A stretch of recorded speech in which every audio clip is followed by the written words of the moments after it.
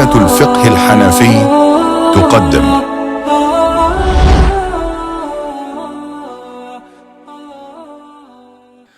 Assalamu alaikum wa rahmatullahi wa barakatuh. My dear brothers and sisters, Allah subhanahu wa ta'ala bless you all. We have reached lesson number 14 from this semester on the judicial law in Islam.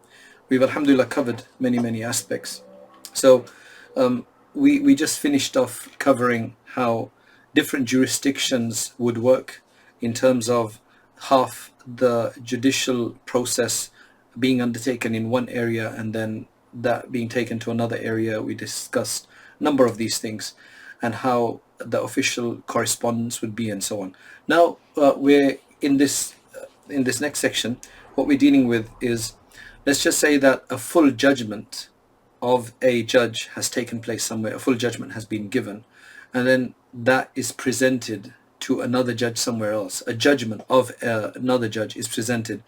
What right does this second judge have?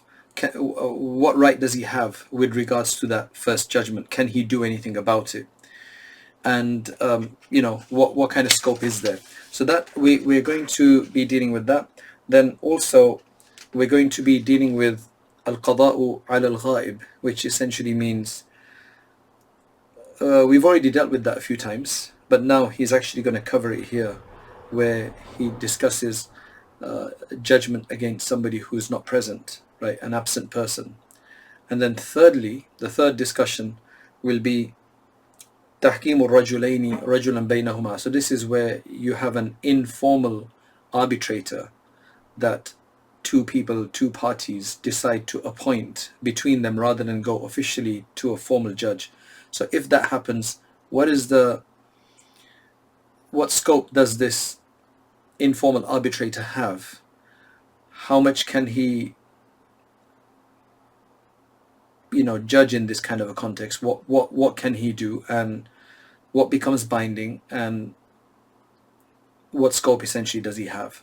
So these are the kind of discussions that are still left. So inshallah we're going to be covering that inshallah in today's lesson, which is lesson number 14 inshallah.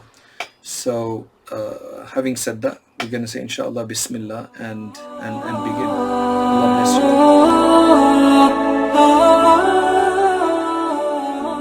you. So bismillahir rahmanir rahim. Imam Quduri says, وَإِذَا رُفِعَ إِلَى الْقَاضِي حُكْمُ حَاكِمٍ. If any judgment of another judge is presented in front of another judge, right, مُوَلًّا وَلَوْ بَعْدَ عَزْلِهِ أَوْ مَوْتِ إِذَا كَانَ بَعْدَ دَعْوَى صَحِيحَةٍ. Now this could be that the judgment was of a judge who has now passed away, or he's been dismissed, he no longer is a judge anymore. It could be any of that situation. Mostly the reason for presenting a judgment of another judge would probably be to ratify it somehow, and maybe he died, or maybe he has, so amdahu, this judge, he has to since the judgment was already made, he has to now continue it, meaning he has to implement it, he has to let it go, he can't cancel it. أي ألزم الحكم والعمل بمقتضاه. He will implement the judgment and whatever work has to be done based on it. سواء وافق رأيه أو خالفه إن إذا كان مجتهدا فيه. So now it depends on the judgment. If the judgment is regarding something that can have more than one opinion, some things are very clear cut, they are explicitly legislated in the Quran or the Sunnah, but then there's other things in which there could be more than one view. So let's just say there's a judgment that had been provided by a judge that had originally been appointed, or that is now appointed after he was maybe dismissed earlier, now he's been reappointed, for example, whatever the reason is for there to be another judgment. as long as the claim was correct, the lawsuit was valid, right? أمضاه, he will let it carry on, he will implement it. أي ألزم الحكم والعمل بمقتضاه, which I've already explained to you. سواء وافق رأيه وخالفه. This is the interesting part. Whether it conforms to his own opinion, whether that would have been what he had done, that would have been the judgment he had made, or whether it opposes the judgment he would have made. As long as the issue is with regards to something that is mujtahad fi, which means that is open to difference of opinion, that has a scope for difference of opinion. لأن القضاء متى لاقى محلا مجتهدا فيه ينفذ ولا يرده غيره. He can't cancel that, because he's saying that whenever a judgment, a proper judicial judgment, whenever it is regarding a case that is open to interpretation or various opinions, then once it's a judgment by the judge, it becomes ratified, it becomes strong, and it is implemented, and nobody else can repel that, cancel that out, reject it. لأن الاجتهاد الثاني كالاجتهاد الأول, because the first judge, whatever he did, as long as he followed the procedure, and it was obviously regarding something that could have more than one opinion in, then why should the second judge's opinion be superior to this judge? Because it's not about the judge himself, it's more about the process and how you reach an objective with that process, and you make a judgment. So once the judgment is made, it becomes nearly set in stone, in a sense, nearly set in stone. So the other person can't turn it back, he can't cancel it, because there's no preference for his over the other one, because this is a case in which you could have more than one opinion. So that's what he's saying. وَلَا يَرُدُّ غَيْرُ لِأَنَّ الْإِجْتِهَادَ الثَّانِي كَالْإِجْتِهَادِ الْأَوَّلِ. His ijtihad, this new judge's ijtihad, is just another ijtihad, just like the first person's ijtihad. Why is that better? He will think it's better, but in terms of the fact that this particular issue can have more than one interpretation, in terms of that, they're all equal, because they're both by qualified individuals, and they've all followed the procedure. لِتَسَاوِيهِمَا فِي الظَّنِّ. And because it's a ijtihadi issue, whatever each one of them saying is just conjecture, or it's speculative anyway, it's not definitive. Yes, each one will probably think that he may think that his opinion is more definitive, but since it's an issue that all other jurists would agree that can have more than one opinion in there, right? Moderate, decent jurists would agree, then ultimately each person's opinion is speculative. It's not definitive. It's never 100%, because nobody knows what exactly Allah's decision is with regards to that. وَقَدْ تَرَجَّحَ الْأَوَّلِ. Now already the first judge's judgment has become preponderant by the fact that a judgment was given on it. So his opinion along with his judgment has made that opinion superior already. It's stronger than the first one, because a judgment was given there in an Islamic court. فَلَا يُنْقَضُ بِمَا هُوَ دُونَهُ.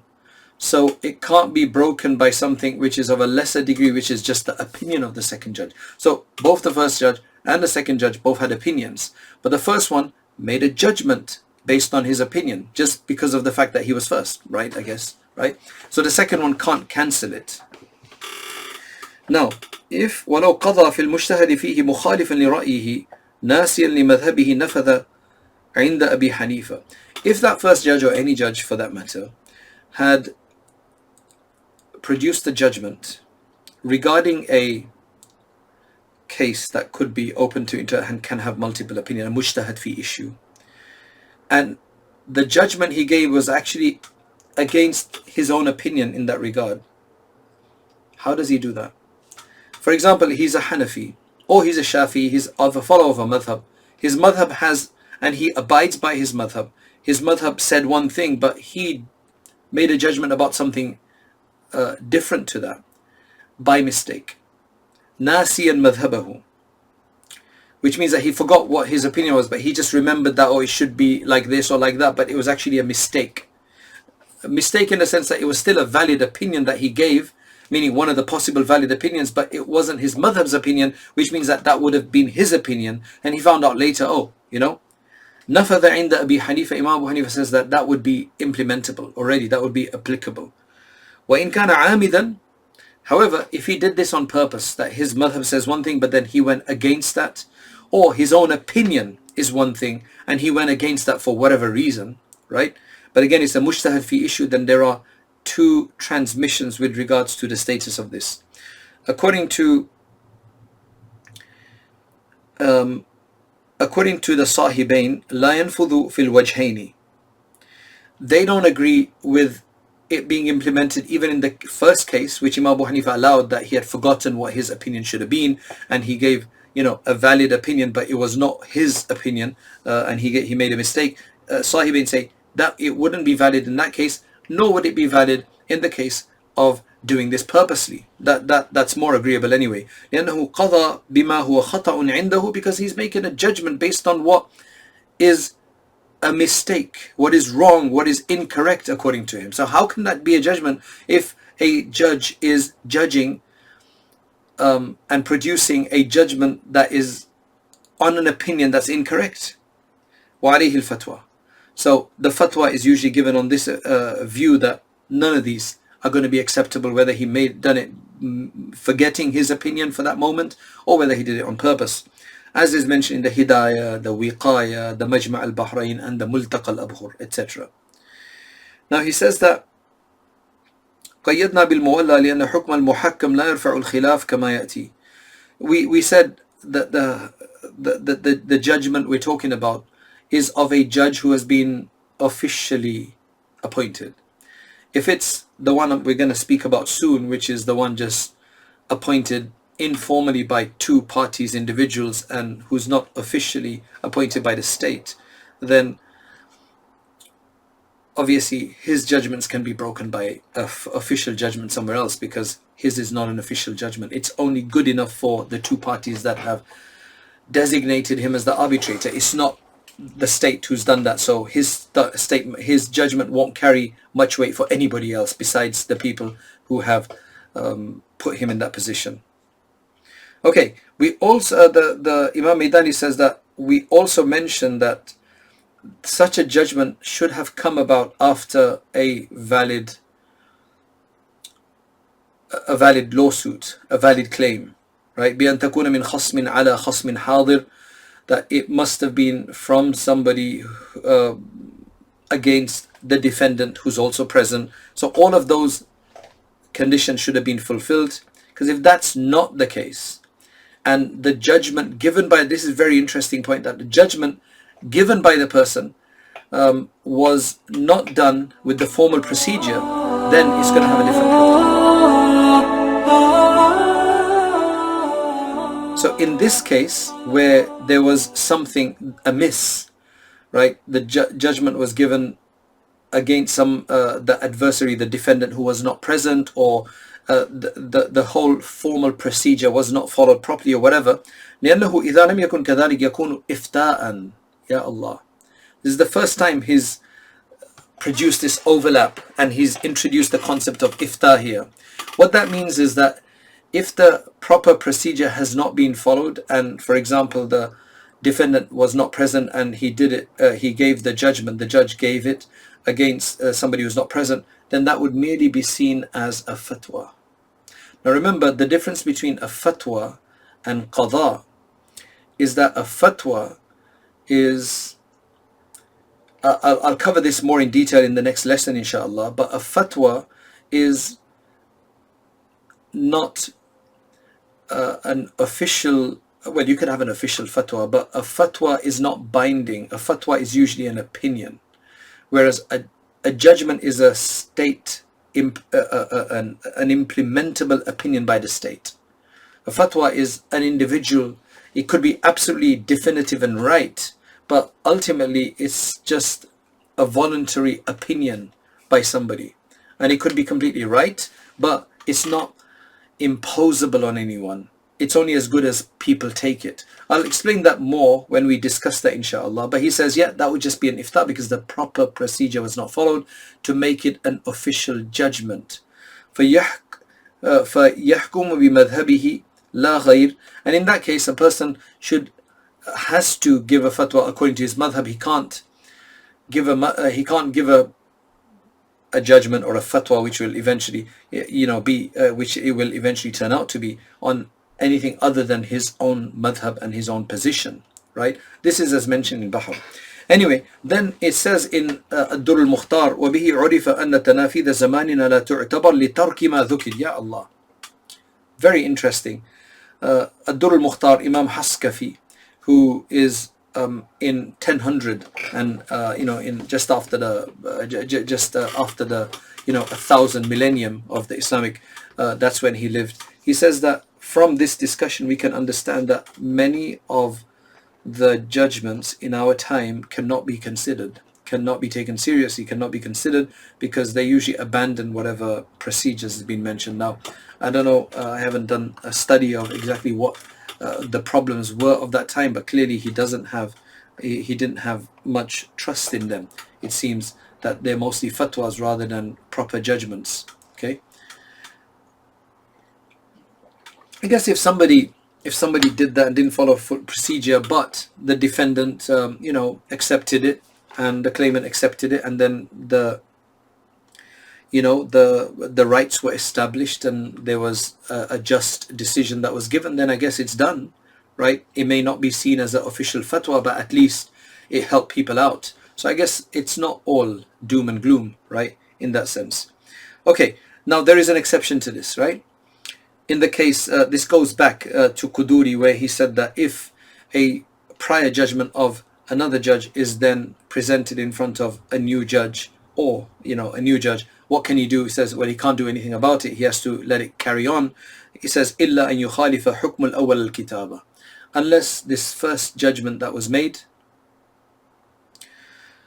is clearly contradictory to the kitab, which means the book of Allah subhanahu wa ta'ala.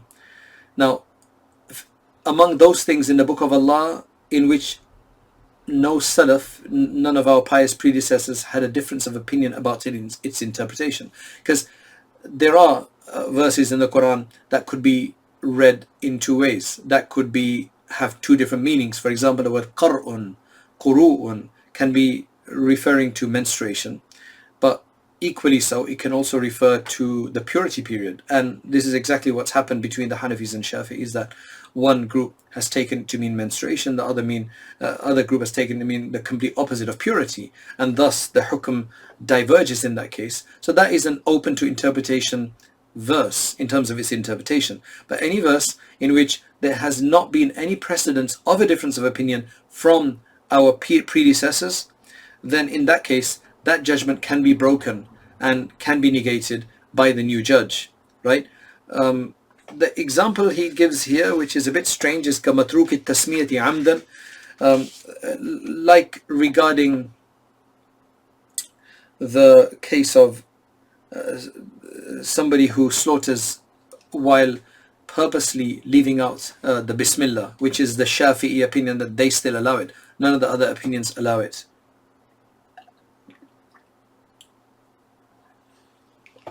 So the editor has tried to clarify this. He says that Imam Aini has mentioned in his Binaya that what is intended here by going against the book of Allah, like a judgment that is clearly in contradiction to the book of Allah subhanahu wa ta'ala, it means that it opposes and contradicts the explicit text of the Quran, in which none of the Salaf have had a difference of opinion about. Like, for example, وَلَا تَنْكِحُوا, this one obviously is clear, وَلَا تَنْكِحُوا مَا نَكَحَ آبَاؤُكُمْ مِنَ النِّسَاءِ, do not marry any women that your fathers have married, which means your father, grandfather, whatever, anybody that they've been married to, even if they're not your mother, they're your stepmothers, you're not allowed to marry them, right, for however long they've been married to them. فإن السلف اتفقوا على عدم جواز تزوج امرأة الأب. The Salaf have all agreed on the impermissibility of marrying the father's wife. فلو حكم حاكم بجواز ذلك, so if there is a judge for some reason, he decided to say that that's permissible because it was for some close person to him, نقضه من دفع إليه. So if that judgment was presented to another judge to say, can you take a look at this? Because sometimes what would happen is that common folk may have a judgment and they're confused about it, or maybe they think it's wrong or whatever, so they take that judgment to another judge from one area to the other. So that's what this discussion seems to be all about. So in this case, if it was something that is clearly wrong like this, that goes against the Quran in that sense, then that second judge can annul that judgment, cancel that judgment, and give a new judgment in that regard. Right. Then our editor has a quote from Ibn al-Humam's Fathul Qadir, where he says that there is a difference of opinion that has been transmitted to us with regards to matruk al-tasmiyati amdan, which means that the animal on whom the Bismillah was missed out purposely, right, on the halalness of it. ففي الخلاصة عن رابع جنس من الفصل الرابع من أدب القضاء قال, so he quotes where he's taken this from. He says وأما القضاء بحل متروك التسمية عمدا, as far as a judgment with regards to the halalness, or it being halal, the consumption of that animal, that halal, that animal which has on which the during slaughter the Bismillah was missed out purposely. فَجَائِزٌ إِنْدَهُمَا وَعِنْدَ أَبِي يُوسُفْ لَا يَجُوزُ. So it would be permissible to give that judgment according to Imam Abu Hanif, meaning if a judge, a Hanafi judge who shouldn't do that, but if a judge had given that judgment that yes, it's halal to still eat that animal, that is the Shafi opinion, by the way, right? Then according to Imam Yusuf, Imam Abu Hanifa and Imam Muhammad, that would be fine. They would say that yes, that judge has not given a completely invalid judgment, as they would say for the person who would say that it's allowed to marry your father's wife, right? According to Abu Yusuf, though, he's strict about it. He says no, this should not be allowed. وقد قال بحل متروك التسمية عمدا من المذاهب الأربعة المعتمدة الشافعي. It's only the Shafis among the four madhabs who have allowed, right, people to consume, their followers to consume that animal on which Bismillah was left out on purpose. In the Hanafi school, if it was missed out by mistake, he forgot, he just quickly went and did it. Not that he remembered it, but you know what, I'm not going to do it. I'm just going to cut it. I'm a Muslim anyway, right? So that's what he's referring to. The Shafis, they allow it even if it was purposely forgiven. And it's also one transmission from Imam Ahmad ibn Hanbal. So now, in there's clearly some of the Salaf had a difference of opinion about this. But for some reason, Imam Maidani, the way he mentions it, he makes it sound like that is an example of something that the Salaf had no difference of opinion on. Okay, so unless he's referring to Salaf as only the Hanafi Imams, Wallahu Alam, but there's a bit of a confusion here. At least that's what I see it as. Okay, but I've given you an example of something that doesn't have a difference of opinion, which is marrying your fathers.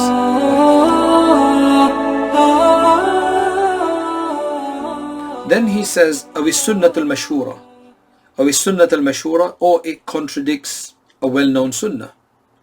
Meaning a widespread, well-known, something established from the Sunnah of the Prophet ﷺ. For example, كالتحليل بلا وطئ لمخالفته حديث العسيلة المشهورة. Right, now this is an important discussion here. Like it being, right, so let me explain that if a woman is divorced thrice, then as Allah subhanahu wa ta'ala says,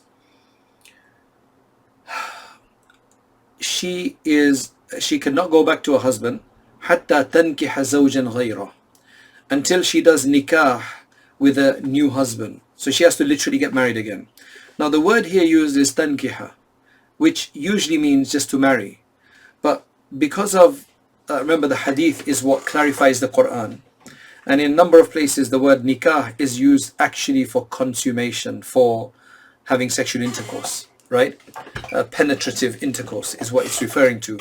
So pretty much everybody there's an ijma on this case, that the tankiha here refers to until she has sexual intercourse or consummates the marriage with a new husband. If she does that, then he divorces her, then she becomes neutralized again for the first husband. Of course, if they did this in a plan and pre-stipulated, that would be completely haram, and that's really, that's really cursed, right? However, if it's done incidentally, she got married to somebody and then they couldn't get along together, they had consummated, and then he divorced her, she becomes completely halal for her first husband again, right? So let's just say somebody gives a fatwa and goes against this and says it's enough just to marry someone, and once you're married he can divorce you, he doesn't have to consummate, and you'd be halal for your you'd be halal for your previous husband. That nobody give that fatwa. Okay, why? Because none of the Salaf did that. Okay, the overwhelming majority of the Salaf did not do that. There's only one Tabi'i who had that opinion, and everybody rejected it. Pretty much everybody else rejected it.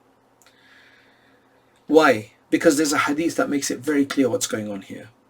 That hadith is a hadith that Aisha radiallahu anha has reported. It's a sahih hadith in Bukhari, Muslim, and in a number of other places, that a woman came, actually the wife of Rifa'a al-Quradi, came to the Prophet sallallahu alaihi wasallam, and she said, so she had been divorced by her original husband.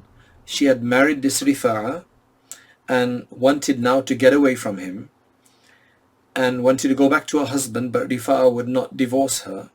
So she came to the Prophet sallallahu alaihi wasallam with an excuse, saying that kuntu inda Rifa'a. So she had been Rifa'a al-Quradi's wife, and he had divorced her thrice. So now she is not allowed to go back to him because it's banned now. They've had their 3 divorce options, right? And after that, you're not allowed to go, as Allah mentions in Surah Al-Baqarah. So she got married to somebody else, Abdurrahman ibn Zabir al-Quradi. So anyway, that's the story. She says that I used to be the wife of Rifa'a. He divorced me. فَبَتَّ طَلَاقِي. He gave me the final divorce, which means 3 divorces. فَتَزَوَّجْتُ عَبْدُ الرَّحْمَنِ ibn Zabir al-Quradi. I married him. وَإِنَّ, and she's basically saying that the poor man can't perform. وَإِنَّ مَا مَعَهُ مِثْلَ هُدْبَةِ الثَّوْبِ. The only thing that he has potential for, or his member, is just like the, like a hem of the garment. That's how soft it is, that he can't perform.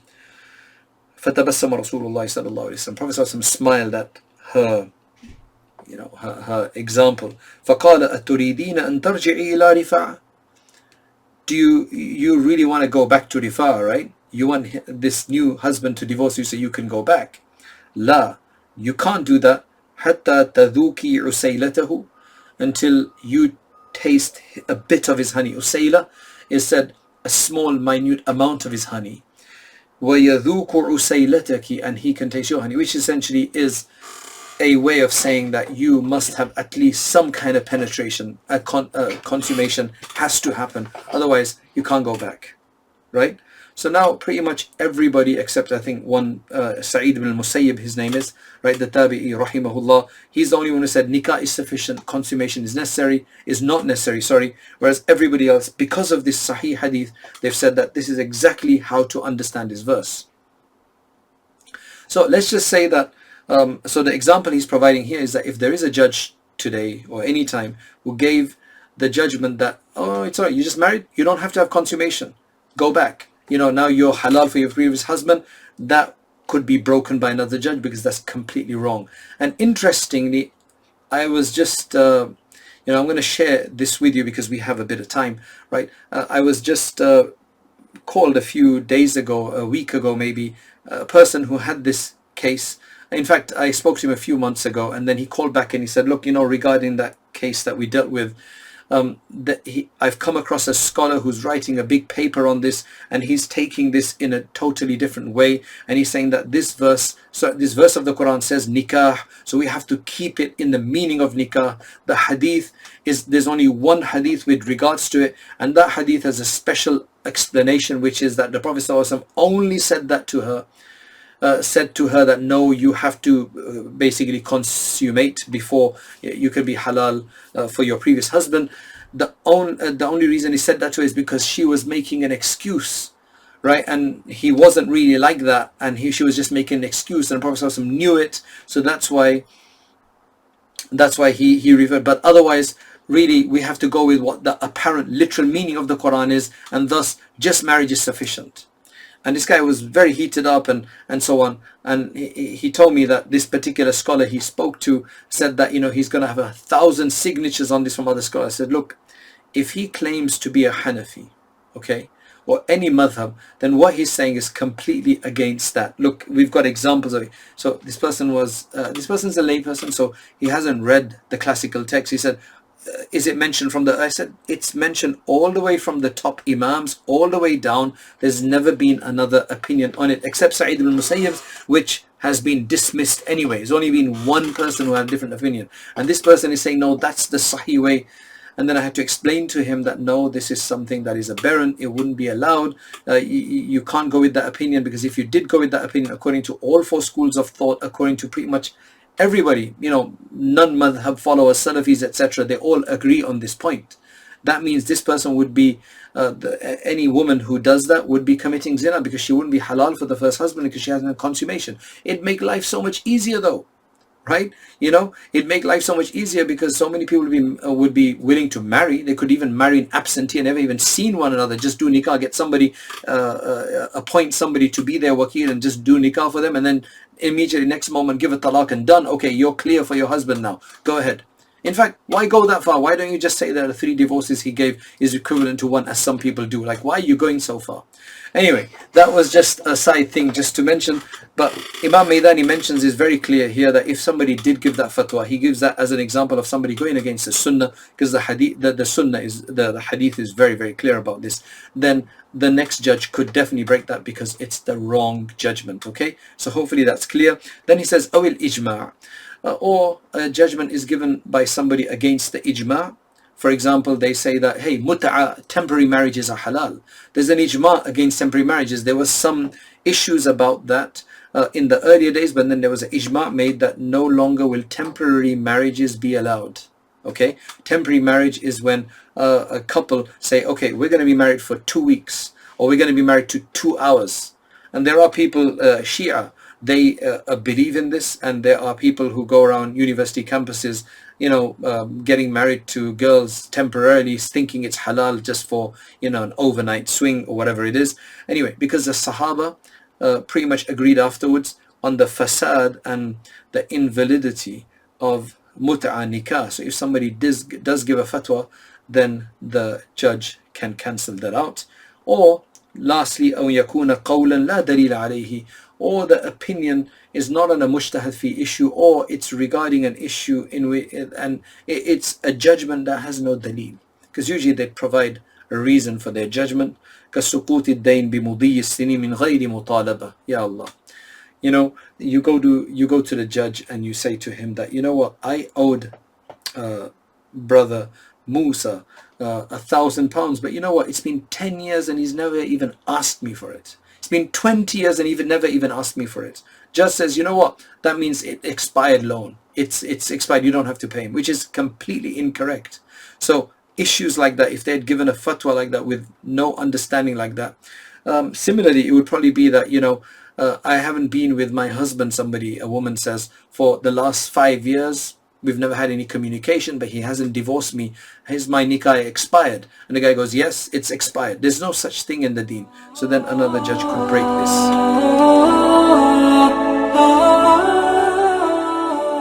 Okay, so alhamdulillah, to finish off this lesson for today, what we'll conclude this by is what I promised earlier, that we're going to discuss وَلَا يَقْضِي الْقَاضِي عَلَى غَائِبٍ, something that has been a recurring theme. I've mentioned it at least 3 or 4 times. He says no judge is allowed to make a judgment against somebody who is absent, who is not present, or their naib, their representative is not present. وَلَا لَهُ إِلَّا أَن يَهْضُرَ مَنْ يَقُومَ مَقَامَهُ, and neither to his benefit, unless it's done indirectly, but never to some, you can't make a judgment for the benefit of somebody directly unless it was done subordinately through another judgment, which I'll try to explain later. Unless there's somebody to stand in for him, like his agent or somebody that he has put into his place, or ومتولي الوقف أو نائبه شرعا كوصي القاضي, or the judge has stipulated somebody to be in his place for a particular reason on a very important case. أو حكما, right? Now, this is a particular scenario where he says that sometimes, legally speaking, there could be something like that. That is an outcome of something. So, بأن يكون ما يدعي على الغائب سببا لما يدعى به على الحاضر كأن يدعي دارا في يد رجل ويبرهن عليه أنه اشترى الدار من فلان الغائب فحكم الحاكم به على ذي اليد الحاضر كان حكما على الغائب أيضا.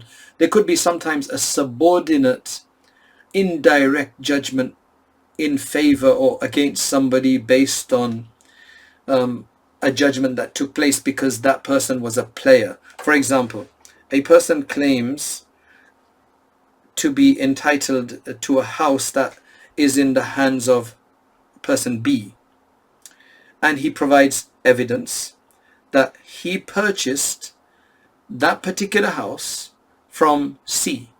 So this guy goes to court and says that I purchased this house, and he proves it that he purchased it from C, but person B is the one who has possession of it right now.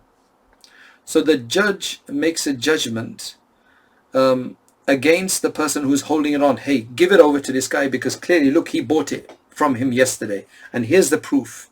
How can he buy from him? You know, and obviously person B who's holding on to the house right now doesn't have any proof that he owns it. He just has keys and has possession of it right now, right?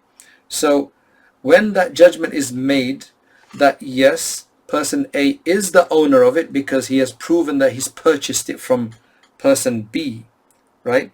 That is a judgment for person C, isn't it, as well? That it's originally his,